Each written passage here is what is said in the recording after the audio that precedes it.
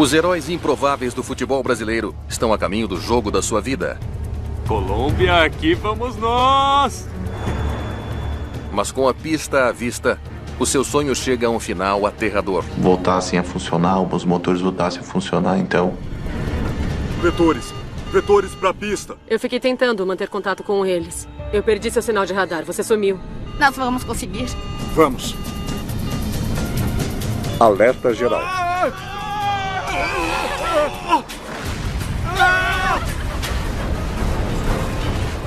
Enquanto o mundo do futebol fica de luto, os investigadores estão sob uma pressão incrível. Conte-me o que houve antes de declararem emergência.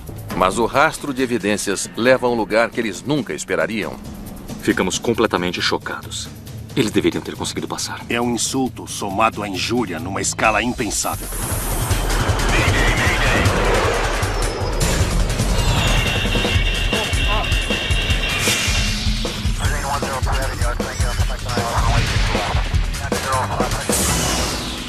Mayday Desastres Aéreos.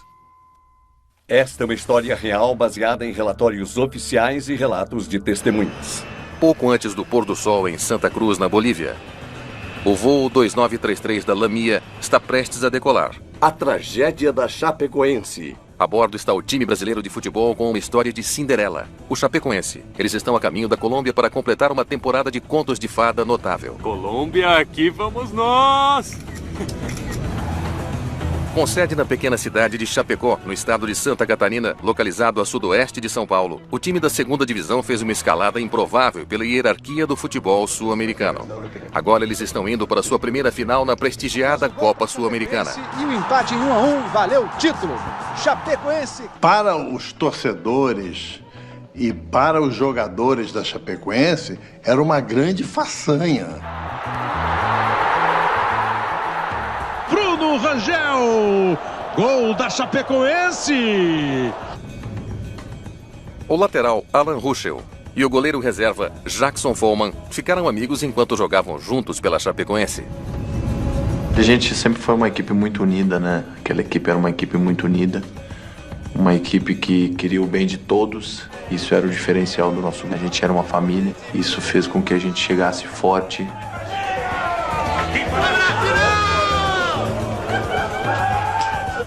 O time contratou uma pequena companhia aérea boliviana chamada Lamia para levá-los para Medellín. B1, rodar. O avião parte de Santa Cruz, na Bolívia, às 18 horas e 18 minutos. Será uma viagem de 4 horas e meia e 2.500 quilômetros até Rio Negro, nos arredores de Medellín, na Colômbia, o local do jogo do campeonato. O comandante Miguel Quiroga e o copiloto Fernando Goitia são pilotos bolivianos veteranos, com mais de 6.000 horas de voo cada um. Recolher trem. Recolher trem. Uma jovem piloto boliviana, Cici Arias, está observando do assento extra. A tripulação está pilotando um jato regional Avro 146. O 146 sempre teve uma estrutura muito firme e um projeto muito bom. É um pouco mais caro de operar porque tem 4 motores, mas ele é muito confiável.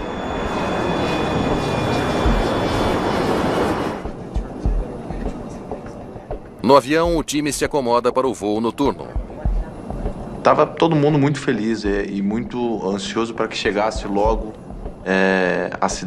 a Colômbia, né? O país da Colômbia, para logo concentrar e no dia seguinte fazer aquela primeira grande final. Na metade do voo, Jackson Follman se volta para o seu amigo Alan Ruschel. Ei, amigão. Vem sentar comigo.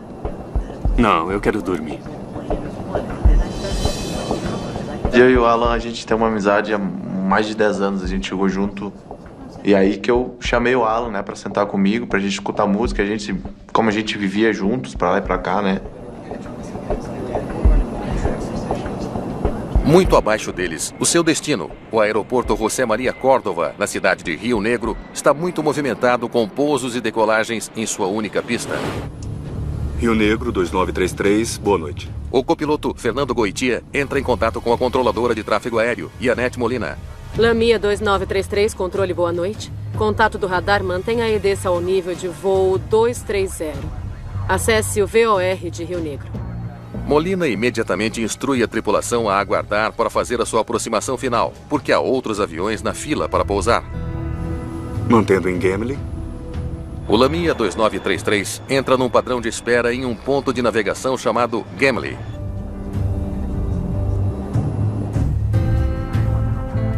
Alguns minutos depois, um pedido da cabine de comando do Lamia surpreende Molina. Lamia 2933, solicito prioridade para aproximação. Temos um problema de combustível.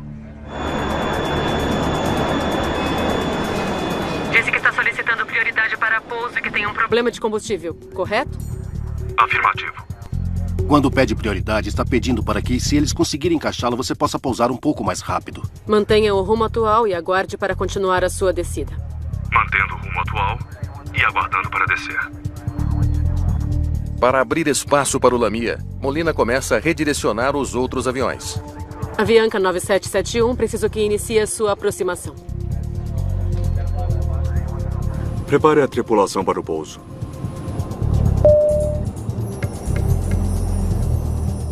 O avião agora está em espera há cerca de 7 minutos. O que está acontecendo? A gente vai pousar.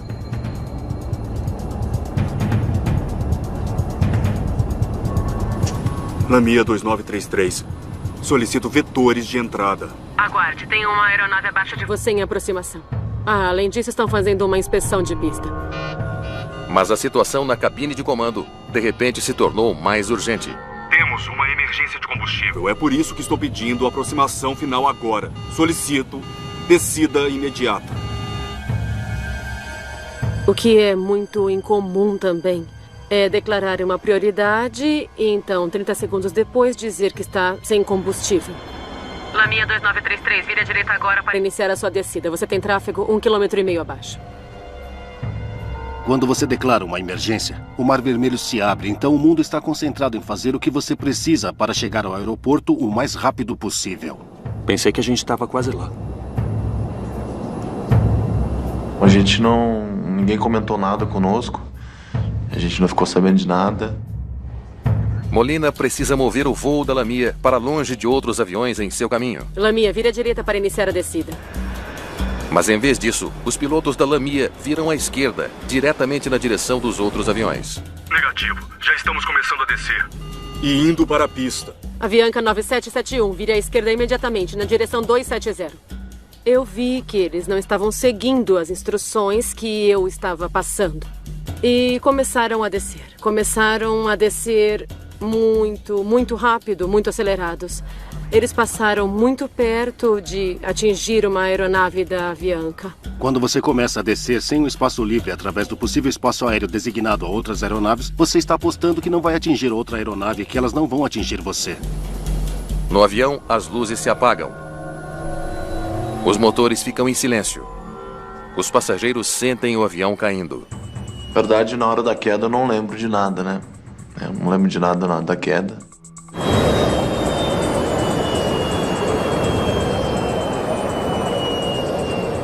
Eu lembro que eu rezava bastante pedindo para que logo as luzes voltassem a funcionar, os motores voltassem a funcionar. –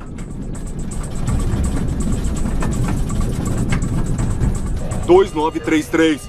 Falha elétrica total. Sem combustível. A pista está livre. Bombeiros em prontidão. Fala que precisamos de vetores. Vetores. Vetores para a pista. A tripulação precisa que a controladora lhes dê instruções para chegarem à pista, mas o avião desapareceu do radar dela. Eu continuei dando instruções a eles. Eu ficava dizendo que a pista estava livre e que os bombeiros estavam de prontidão. Eu perdi seu sinal de radar. Você sumiu. Informe seu rumo agora. Rumo 360. 360. 2.700 metros. Vetores. Vetores. Quando me disseram que a altitude da aeronave era de 2.700 metros, aí eu pensei o pior. Meu Deus, por favor, nos ajude, por favor. Nos ajude, ai meu Deus. Você não tem pra onde correr, e querendo ou não, eu muito desespero, né? Eu não queria morrer assim, não queria que ninguém morresse, enfim, então... Eu só conseguia pensar no meu filho, que é piloto, e eu queria ser Deus para conseguir estender a mão e salvar aquele avião. Foi difícil, extremamente difícil, e eu não conseguia acreditar, eu não acreditava no que estava acontecendo.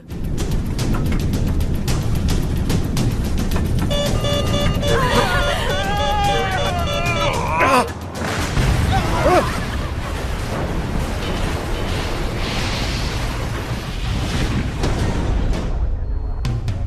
2933, responda.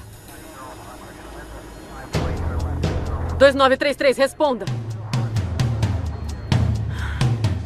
Uma aeronave desapareceu. Saiu do radar. As comunicações de rádio foram perdidas. Molina está perplexa com o que acaba de acontecer em seu turno.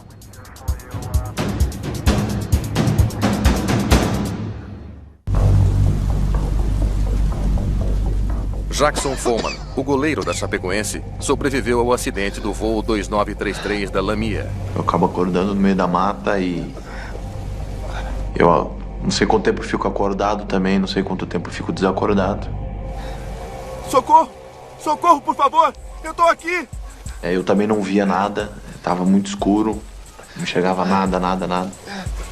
Então eu lembro que uma pessoa chegou até mim, me pegou na minha mão, pediu meu nome, pediu minha idade e falou pra mim ter calma, que ela ia me tirar dali, daquele lugar. Equipes de emergência correm para o local do acidente. A maioria dos passageiros morreu. Mas, incrivelmente, 7 deles ainda estão vivos. Além de Jackson Follman, 3 outros jogadores da Chapecoense sobreviveram. Alan Rochel, Hélio Neto e Danilo Padilha. 70 pessoas morreram, fazendo desta uma das piores tragédias da história do esporte. Desastre de avião é uma notícia que se espalha rapidamente. Você vai e liga para uma CNN, para uma National, para uma companhia, para uma Fox News, para uma coisa, já está lá falando do acidente, qualquer que seja o acidente. A luz da manhã revela toda a extensão da tragédia. O avião da Lamia atingiu o cume de uma montanha de 2.650 metros chamada Cerro Gordo. O grupo de investigação de acidentes com aeronaves da Colômbia não perde tempo e começa a trabalhar. Uma equipe está no local ao amanhecer, com Julián Echeverri no comando. Olha, parece que a fuselagem girou 180 graus. Os destroços do avião que estavam no chão nos mostraram a posição dele em relação à pista e as prováveis intenções da tripulação de se dirigir para lá. Echeverri e sua equipe trabalham sem parar, coletando evidências na montanha. O trem de pouso estava baixado.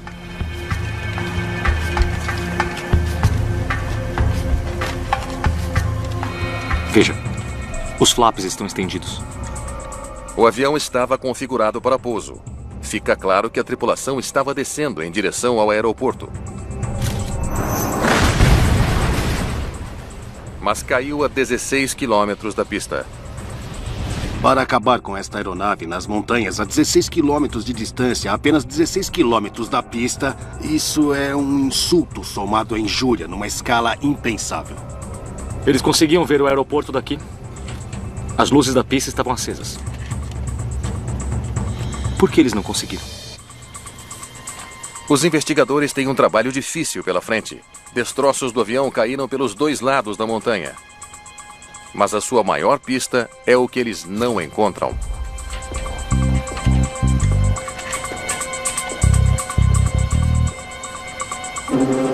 Sem marcas de queimado. Também sem cheiro de combustível. No local do acidente, havia um cheiro muito leve mesmo de combustível. Quando normalmente os aviões que se acidentam e que têm combustível a bordo, o cheiro fica muito mais penetrante.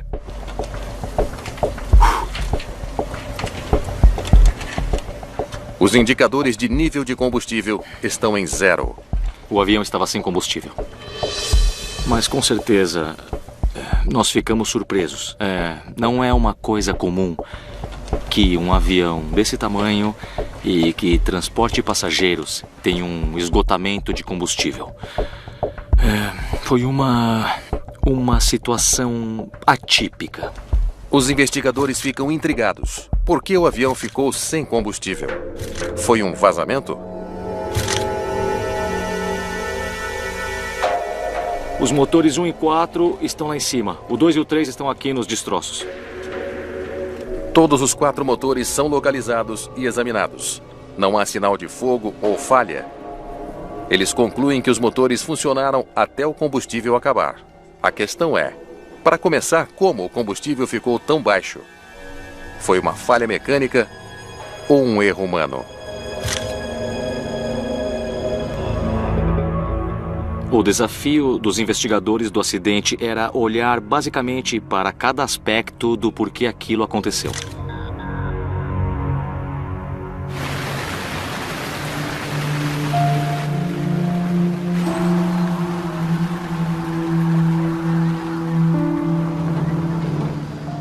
Todo o mundo do futebol está de luto.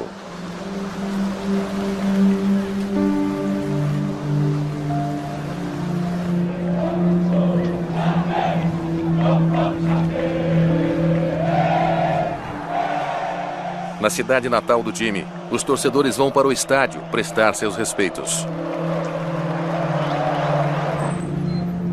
Um dos jogadores sobreviventes, Danilo Padilha, sucumbiu aos ferimentos.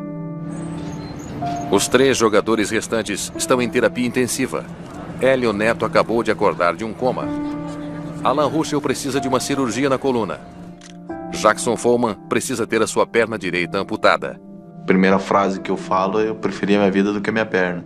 Agradeci muito a Deus pelo milagre da vida e sempre falo que o milagre que aconteceu conosco eu queria que acontecesse com todos, né? Que infelizmente acabaram partindo.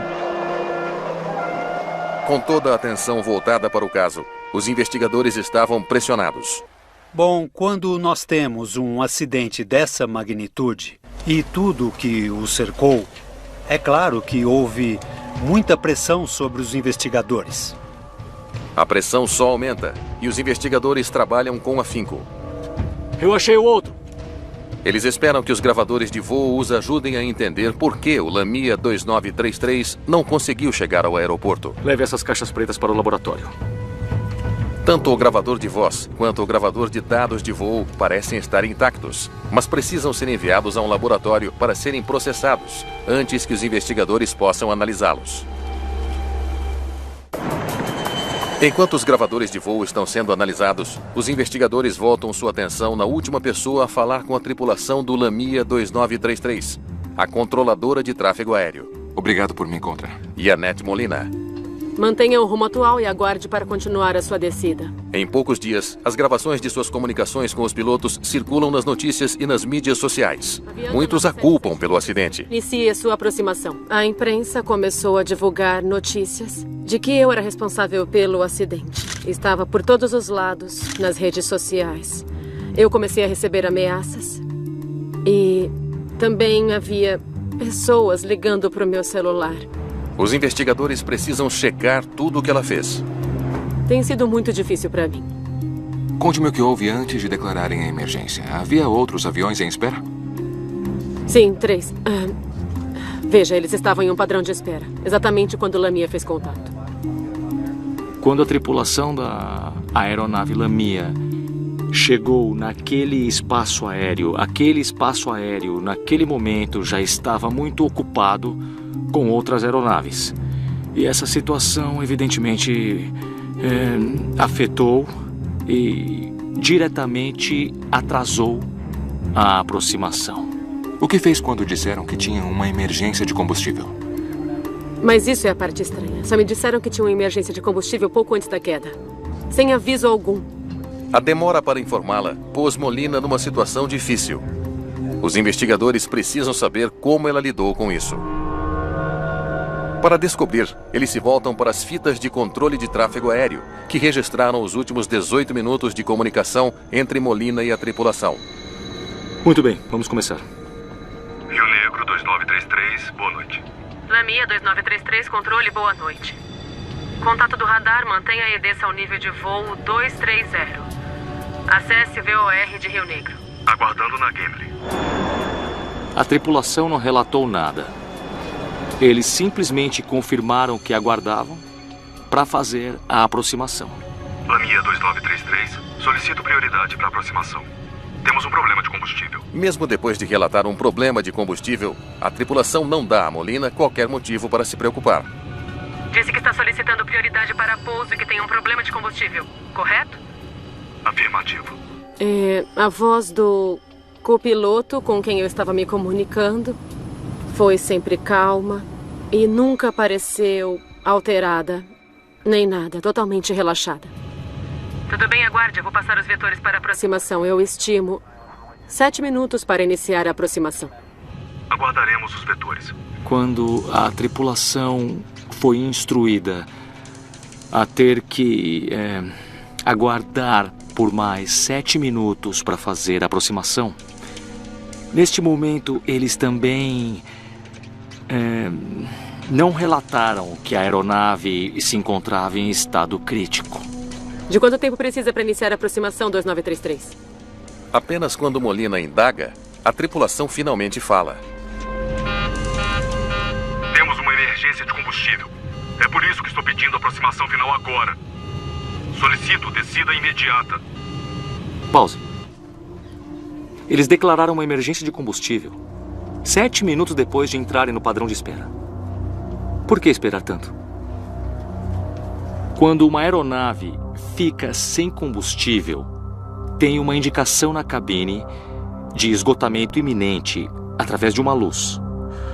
Essa situação deve ser declarada pela tripulação como Mayday, Mayday. Eles viraram para a esquerda aqui, em direção à pista. Virar à esquerda põe o voo 2933 no caminho de outros aviões em padrão de espera. Continue. Lamia 2933, vira à direita agora para iniciar a sua descida. Negativo, já estamos começando a descer. E nos dirigindo para a pista. Momentos depois, a tripulação informa que o avião perdeu a energia. 2933, falha elétrica total, sem combustível. Pare. Eles não explicaram a situação até ser muito tarde. Ela não pôde fazer nada. Os investigadores concluem que Molina fez o que pôde para ajudar o Lamia 2933 naqueles momentos estressantes antes da queda. Mas as gravações levantam outra questão. Tem uma coisa que eu não entendo. Os avisos de combustível deviam ter disparado antes do início da aproximação. Mas eles só declararam uma emergência aqui. Echeverri e sua equipe precisam saber por que os pilotos demoraram tanto para declarar uma emergência. O sistema de alerta de combustível do avião deu pane? Eles torcem para que o gravador de dados de voo tenha as respostas. Os investigadores estão prontos para analisar as informações do gravador de dados de voo do Lamia 2933. Vamos isolar a taxa de fluxo de combustível. Se houve um vazamento ou outro problema, deve aparecer. Muito bem, vamos lá. Eles imaginam se um vazamento fez com que o combustível fluísse rápido demais, levando a um desligamento inesperado dos motores. Este avião tem 3 tanques de combustível principais. O tanque central constantemente passa combustível para os tanques esquerdo e direito, e de lá ele é bombeado para os motores. Estão consumindo pouco mais de 450 quilos de combustível por hora durante o voo. É bem constante. O consumo de combustível, segundo o gravador de dados do voo, foi um consumo normal durante todo o desenvolvimento do voo. O sistema de combustível está ok. Vamos ver o sistema de alerta. O gravador de dados também registra quando alertas de baixo nível de combustível são acionados. Se ele sofreu uma pane, ele pode não ter avisado os pilotos até que fosse tarde demais. O alerta dispara aqui, às 21h15. Isso não pode estar certo. Só declararam emergência com combustível às 21h52. Sabiam que tinham pouco combustível por quase 40 minutos sem declarar emergência.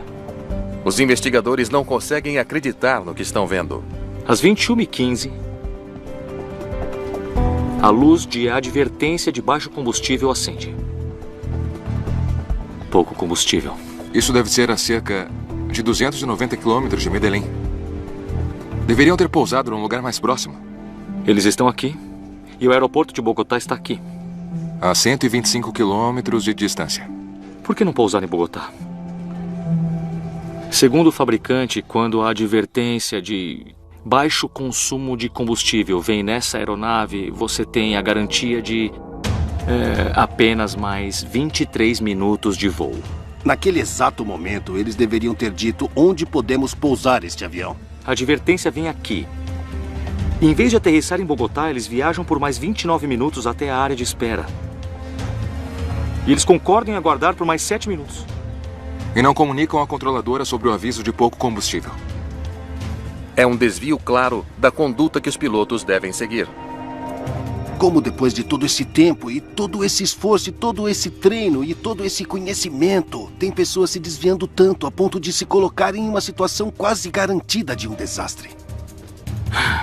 Por que não declarar uma emergência de combustível mais cedo? E tem mais uma coisa que não faz sentido.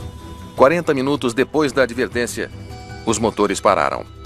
O avião estava a 24 quilômetros do aeroporto e a quase 4.800 metros de altitude, altos o bastante para planar até a pista. A montanha tem 2.600 metros. Eles deviam ter conseguido passar. Os investigadores fazem outra descoberta surpreendente. A tripulação baixou o trem de pouso a quase 4.800 metros de altitude. 1 minuto depois, os pilotos estenderam os flaps para 33 graus, a posição correta para o pouso.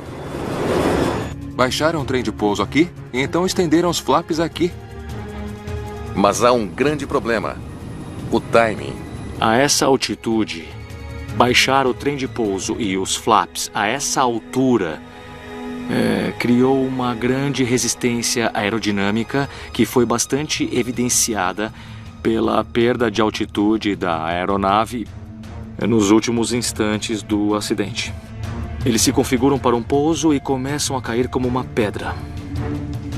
A tripulação não teria conseguido baixar o trem de pouso e também não teria conseguido estender os flaps depois que todos os motores estivessem desligados. Então eles fizeram isso mais cedo, antes dos motores apagarem. Então você olha para isso e diz: meu Deus, vocês violaram os procedimentos básicos. Nós sabemos como nos manter seguros. Sabemos como não ficar sem combustível no ar. E vocês não fizeram uma única coisa de acordo com as regras. Por que pilotos comerciais agiriam de uma forma tão imprudente? Os investigadores agora se voltam para o CVR, o gravador de voz da cabine de comando. Parece que temos um problema. O que foi? É o CVR. Parou de gravar no meio do voo, muito antes da queda. Como isso aconteceu? 1 hora e 40 minutos antes do final do voo, o gravador para. Os investigadores não têm como saber quais palavras foram trocadas entre a tripulação nos momentos anteriores ao acidente. É um grande revés. Infelizmente, perdemos uma boa parte das transcrições do gravador de voz da cabine. Teria sido muito bom para nós, seria muito benéfico contar com essas gravações. Para entender por que os pilotos agiram de forma tão imprudente, os investigadores buscam pistas em suas fichas de treinamento. Ambos os pilotos haviam concluído recentemente testes de proficiência para o Avro 146. Houve um acompanhamento na cidade de Zurique, alguns meses antes. E particularmente o piloto e o copiloto foram aprovados nesses exames correspondentes. No entanto, fizeram algumas observações, sugerindo algumas melhorias para esses pilotos. O comandante tinha mais de 3.400 horas na aeronave. Mas o comentário de um examinador descrevendo uma das fraquezas do piloto chama a atenção dos investigadores. Use o tempo necessário para preparar o avião em uma emergência. O copiloto foi treinado na Força Aérea Boliviana e voava havia 20 anos. Mas ele também recebeu um comentário do examinador que causa preocupação.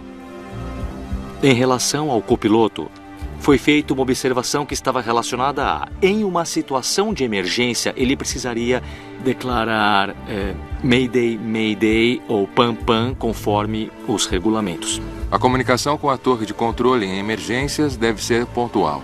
Declarar Pam Pam ou Mayday. Então os dois pilotos tiveram problemas com procedimentos de emergência. Essa foi a descoberta que melhor explicou a cadeia de eventos que levou a tripulação a não declarar emergência como deveria ter feito. Esses sinais de alerta podem explicar a falha dos pilotos em seguir os procedimentos de emergência durante a crise. Mas uma dúvida ainda maior permanece. Por que a tripulação levaria o avião ao seu limite? Eles não só forçaram os limites, eles fizeram algo realmente criminoso, porque puseram a aeronave no limite da sua capacidade de queimar combustível e colocá-la de volta no chão com segurança. As fichas de treinamento revelam que a tripulação do Lamia 2933 estava propensa a cometer erros em situações de emergência. Mas a equipe do investigador Echeverri precisa saber por que a emergência do combustível aconteceu. Um erro de planejamento de voo poderia ter sido a causa. Você me pediu para analisar o plano de voo? Bom, é bem complicado. A Lamia foi inicialmente contratada para levar o time de São Paulo para Medellín, na Colômbia. Mas houve um entrave nesse plano.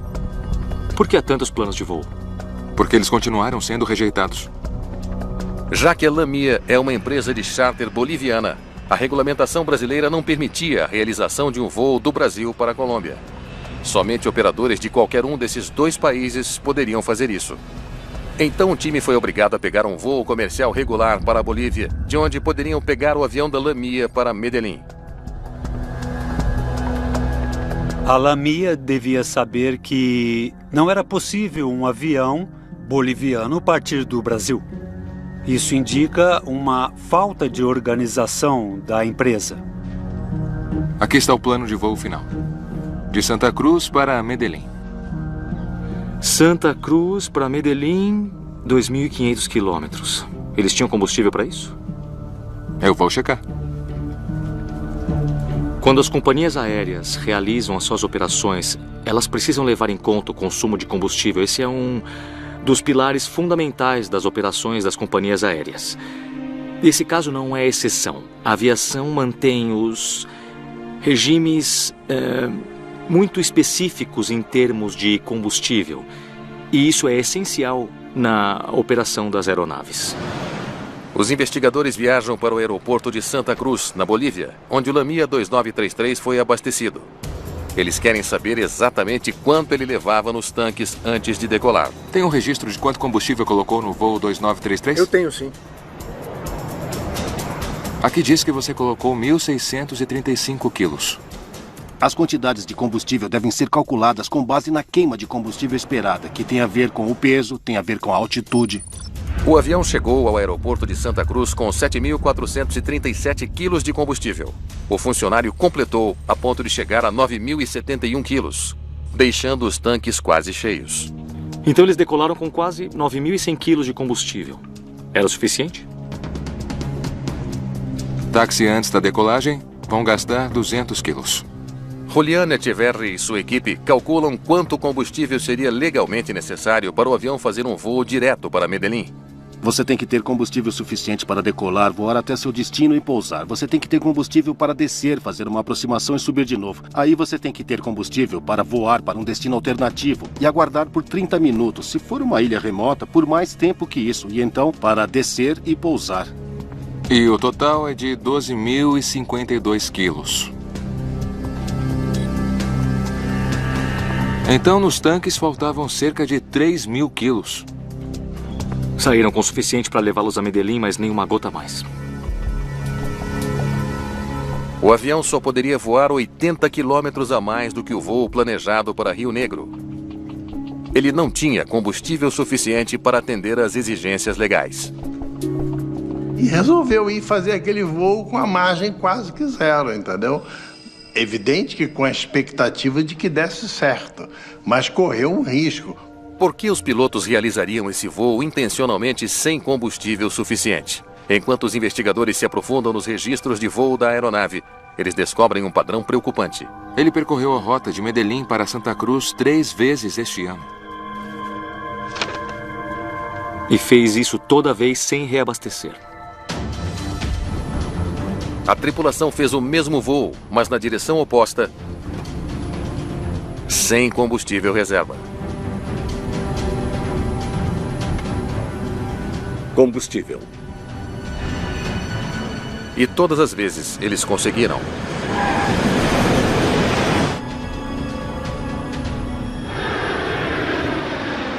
Isso os levou a cometer um erro de cálculo fatal sobre a quantidade de combustível necessária para chegar a Rio Negro.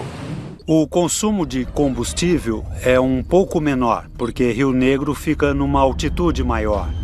Você sobe uma distância menor, economizando assim mais combustível. Isso, sem dúvida, contribuiu para o avião chegar com segurança em Santa Cruz de la Sierra. Os investigadores agora precisam descobrir exatamente quando os pilotos souberam que teriam um problema com o combustível.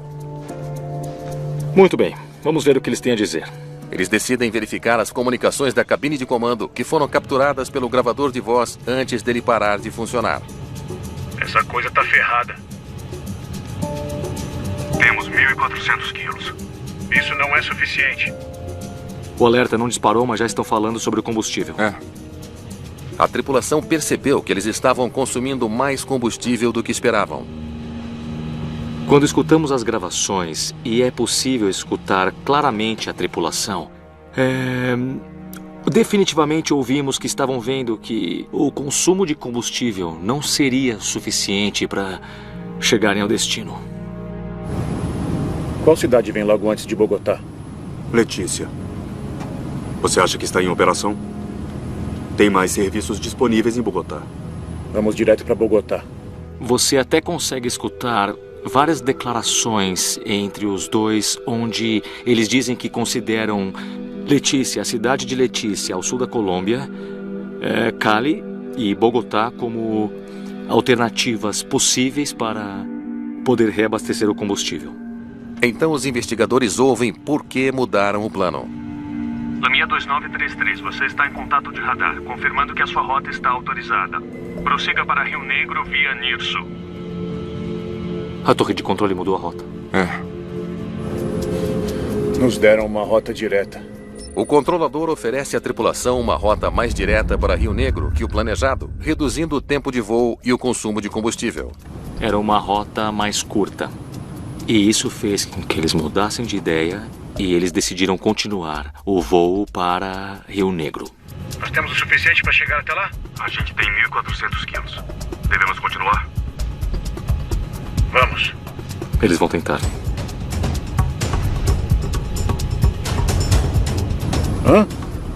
Vocês não vão para Bogotá? Não. Já analisamos. Nós já pensamos sobre isso. Nós não vamos para Bogotá. Eles acham que conseguem chegar em Medellín. Eles ignoram Bogotá, que fica nas proximidades, e continuam com a ideia fixa e única de pousar em Medellín. É difícil para nós, como investigadores, entendermos essa decisão. Combustível. O acidente nunca teria acontecido se eles tivessem reabastecido em Bogotá. Mas a tripulação teria que explicar às autoridades por que partiram de Santa Cruz sem combustível suficiente. E o time teria ficado chateado com ainda mais atrasos.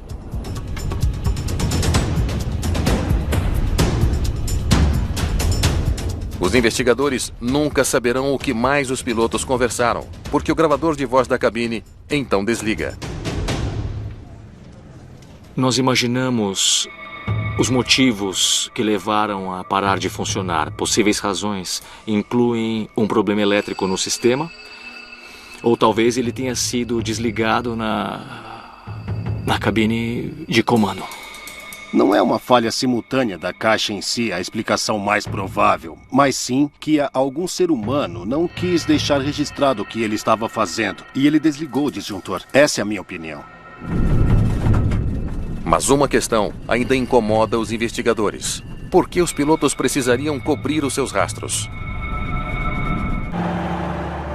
Menos de 2 meses após o acidente, a Chapecoense joga uma partida com os jogadores emprestados de outros times.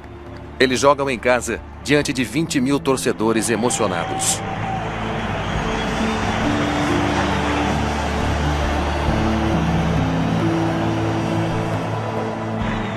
Os 3 companheiros sobreviventes são homenageados em uma cerimônia em que são premiados com o título da Copa Sul-Americana. Jackson Follman orgulhosamente carrega o troféu, cercado por seus amigos mais próximos.